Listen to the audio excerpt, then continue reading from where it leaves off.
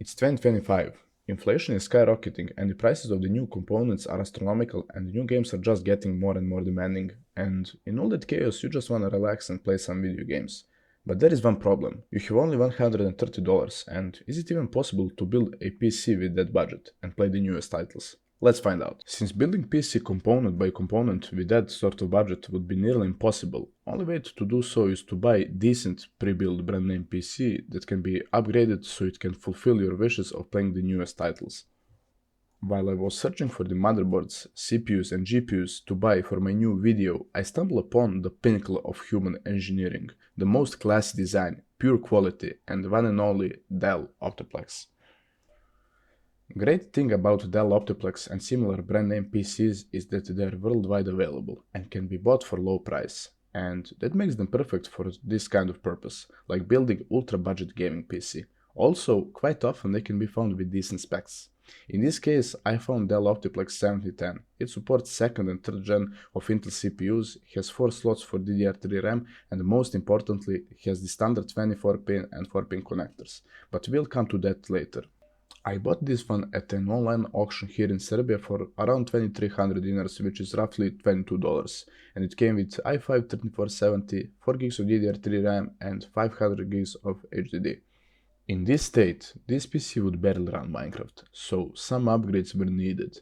First, I sold the i5 for $10 and bought the best possible i7 that this PC can handle, the legendary i7-3770 non-K version, but with this motherboard and cooling, overclocking wouldn't be possible anyways.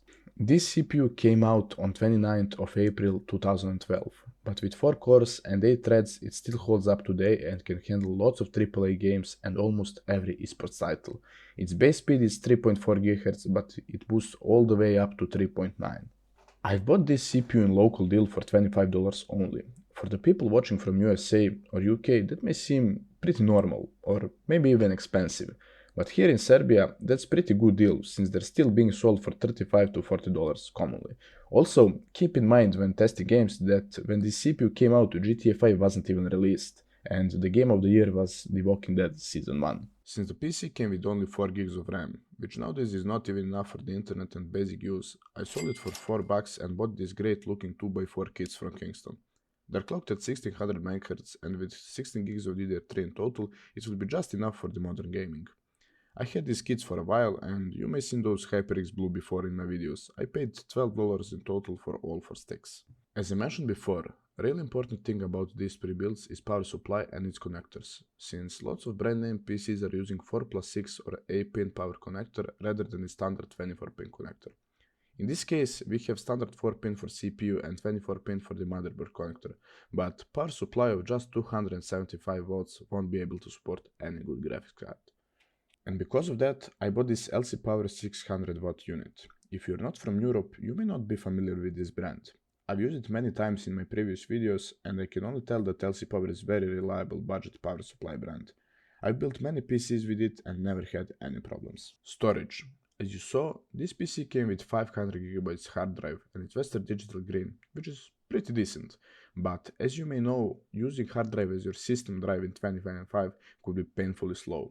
And because of that, I bought this 240GB Kingston HyperX SSD for $15. It will be just enough for the Windows and couple of the modern games that require SSD for playing that we'll be testing later. And finally, the most important component of every gaming PC, the graphics card. I've chosen the RX 5500 XT. This model from MSI comes with 8GB of GDDR6 memory and offers excellent balance between price and performance, making it ideal for gaming in 1080p. It can produce high FPS on decent details in most of the new AAA games. I bought this one locally for $55 only, but before I install it into this PC, I have to clean it and replace the thermal paste, since the current temps aren't the best at the moment.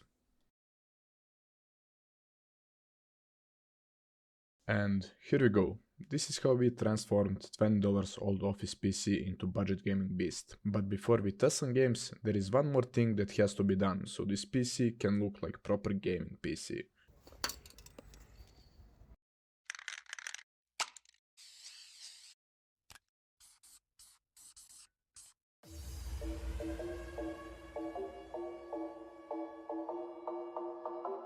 And Here it is, our $130 budget gaming beast, S.T.A.L.K.E.R edition.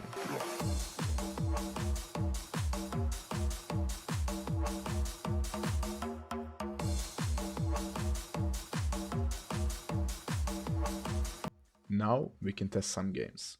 But before that, let's hear a quick message from today's video sponsor. Sponsor of today's video is keysfan. Keysfan is a trusted website that offers genuine software licenses and keys at affordable prices. If you need Windows 10 or 11 Pro key, you're on the right place. With my discount code STZ52, you get a 52% discount, which brings the price of Windows 11 Pro down from $29 to just $14. If you already have Windows, but need Microsoft Office, no problem. keysfan has a special deal for Office as well. Use STZ62 discount code for 62% discount, dropping the price from $103 to only $39. Thanks keysfan for sponsoring today's video, and now let's get back into it. As usual, we're starting benchmark section with GTA 5, the most featured video game on this channel. We are playing in 1080p on high settings with very high textures and reflections. As you can see, the game is running smoothly, at the mid to high 60s. GPU usage is around 70 to 80%, but the CPU is stuck at 100%. Get used to it, we'll see that quite often in these benchmarks. Since the GPU is way newer and more powerful than this CPU, the bottleneck is completely expected, but with this sort of budget you cannot really complain. Also, 1% lows are quite good, so the GTA 5 will play absolutely well, without any big stutters or lags. In the end, getting 69 FPS in average and 60 plus FPS in demanding areas and scenarios is great and more than enough for enjoyable experience. And conclusion is that this PC will play GTA 5 without any problems. Next on the list is my personal favorite esports title, Counter-Strike 2. If we tested this PC in CSGO, the results would have been way better, since the CS2 is way more demanding than the CSGO ever was. But it is what it is. Testing it in 1080p medium to low settings. In the CS2 benchmark we're getting pretty solid average of 105 FPS, which, to be honest, is more than enough for the casual gaming, but with possible drops and stutters, not enough for the competitive one. Moving on to deathmatch, we are seeing less FPS, because the CPU is more overloaded trying to render more players than usual. Also, game being more optimized for Nvidia's GPUs is not doing us any favor. So, in this case only, if you're planning on playing CS2 mostly, I would advise you to go for the Nvidia's GPUs, since they're doing way better in CS2 than the AMD ones. For kind of money that I bought this RX 5500 XT, you can find the GTX 1060 6GB version, which will perform way better in CS2. Moving on to more demanding games. Now we have Red Dead Redemption 2. Testing it in 1080p with medium to high preset and ultra textures with FSR2 turned on quality. We are getting playable 30 to 40 FPS in very demanding environment. Unfortunately, even though we turned the graphics to high, CPU is still running at 100% and it's not letting the GPU to unleash its full potential. But outside the Valentine, in less demanding environment, we were getting solid 45 to 50 FPS without any stutters. So, in the end, we got the average of 43 FPS, which in my opinion is more than enough to enjoy this game. Now, things became serious, by testing the CyberPunk 2077 on low settings, with the FSR2 turned on quality. And I've got to say only one thing, I was astonished by the performance. On these settings, we were getting an average of 56 FPS, with pretty solid 1% lows of 32 FPS. Bumping up the settings to medium, results were still great. This budget beast achieved an average of 54 FPS, while 1% lows remained on 32 FPS once again. I wanted to try some real gameplay as well, so I hopped into story mode and these are the results. First impressions were great, with around 50 FPS in average. But, as expected, while driving FPS dropped, but it was still quite playable with 30 plus FPS in average. So, in overall, you'll be able to play CyberPunk on this PC without any big problems and stutters, with pretty respectable and stable frame rate. Next on the list is The Last of Us Part 1.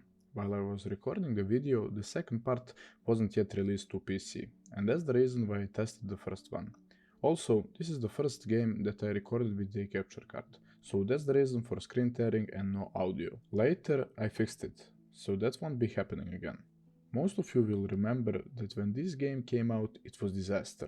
Optimization was horrible, stutters and lags were ruining the experience, And also honorable mention for the shaders, because of which I had to wait for 2 whole hours before testing the game.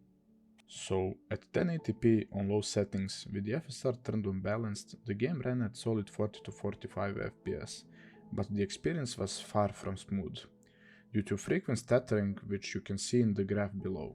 But anyways, in the most demanding part of the game, the FPS was still around 30, and we achieved the average of 38 FPS, which for this title is great success.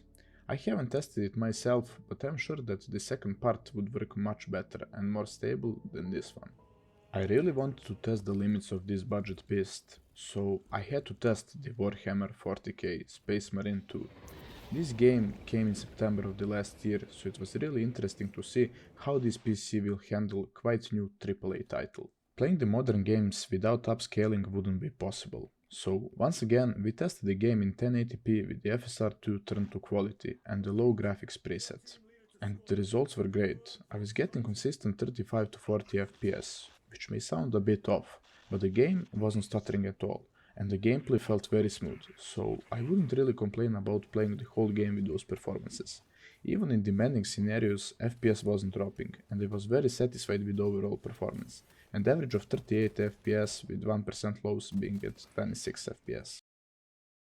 This game was the reason why I made this video, and the whole point of it was to see if this $130 budget gaming beast would be capable of running one of the latest and most demanding games of today, S.T.A.L.K.E.R 2, Heart of Chernobyl. Since the S.T.A.L.K.E.R is very demanding game, FSR turned to balanced wasn't enough to run this game on decent frame rate, so thankfully there was the frame generation. For some reason this time it was available under the name of FSR 3.1. And with it I was getting pretty solid FPS, which was fluctuating around the 40, but because of frame generation being turned on, input lag was noticeable. It was still playable, but it was making things harder if they weren't hard enough already. Out of the combat with frame gen, I was even able to hit 60 FPS, which was pretty unexpected. And for the last, I tested it on the same settings but with frame gen turned off, and the experience was better and worse at the same time. FPS was dipping into 20s and was barely going above 30, but it was much more responsive and easier to shoot and play. Averages were okay, but 1% lows were pretty bad. My opinion on this experience is that if you really love S.T.A.L.K.E.R and have power of will, you'll be able to complete this game with this performance, because if not, you wouldn't be watching this video. So here's my conclusion. Would I recommend this? Well, it really depends. If you're on a very tight budget, then absolutely, go for it. With some upscaling and lower graphic settings, you can actually run the latest titles, which honestly felt completely impossible to me before recording this video, especially on budget like this. However, if you're able to wait a bit longer and save up an extra $80 to $100, I'd strongly suggest going for a Ryzen CPU and AM4 platform. It's much better option in terms of future proofing, and it will deliver significantly better performance overall. Thank you so much for watching this video. If you enjoyed this kind of content, let me know in the comments. I'm planning to make more videos like this in near future. And don't worry, PC building videos are still coming. I just took a little break, but you can expect more uploads over the next few weeks. Until the next one, goodbye.